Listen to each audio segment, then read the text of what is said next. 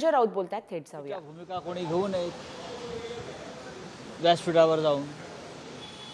त्याच्यामुळे त्या बाळासाहेबांच्या त्या वक्तव्याकडे तुम्ही त्या चुकीच्या अर्थानं पाहू नका.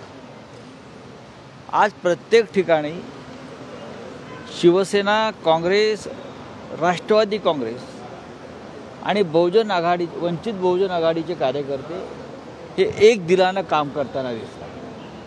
सामाजिक काम तर आम्ही एकत्रच करतो, भागाभागामध्ये आम्ही एकत्र काम करतोच आहोत ना. त्यासाठी आमच्या पक्षाच्या लोकांना आदेशाची गरज नाही आणि इतर कोणाला आदेशाची गरज नाही. राजकीय निर्णय जेव्हा व्हायचे तेव्हा होतील. राजकीय निर्णय हे होतच असतात. पण एक लक्षात घ्या,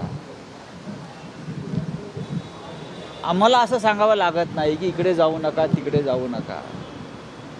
आंबेडकरी जनता जी आहे, वंचित बहुजन पक्ष म्हणून म्हणत नाही की एक ही जी जनता आहे आंबेडकर विचारसरणीची, त्यांची मानसिकता आहे, त्यांची भूमिका आहे.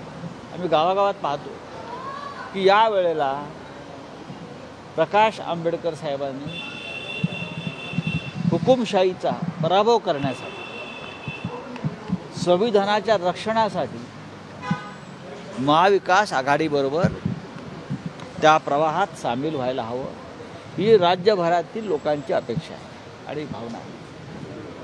आणि त्यानुसारच बाळासाहेब आंबेडकर हे राज्यात जिथे जातील तिथे अत्यंत जोरात हीच संविधान रक्षणाची भूमिका मांडत आहेत आणि लोक त्यांना प्रतिसाद देत आहेत. उद्धव ठाकरे असतील, शरद पवार असतील, काँग्रेसचे नाना पटोले, बाळासाहेब थोरात, राहुल गांधी असतील, वरिष्ठ नेते, या सगळ्यांनी ठरवलेलं आहे की या देशात 2024ला परिवर्तन झालं नाही तर या देशातली शेवटची निवडणूक असेल आणि या देशामध्ये हुकुमशाहीला सुरुवात खऱ्या अर्थानं होईल.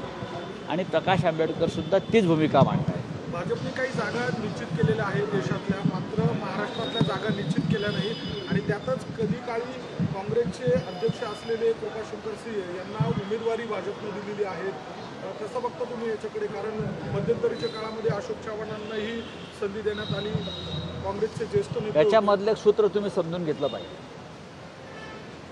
कृपाशंकर सिंग, अजित पवार आणि अशोक चव्हाण या तिघांनाही तुरुंगात टाकण्याची भाषा देवेंद्र फडणवीस यांनी केली.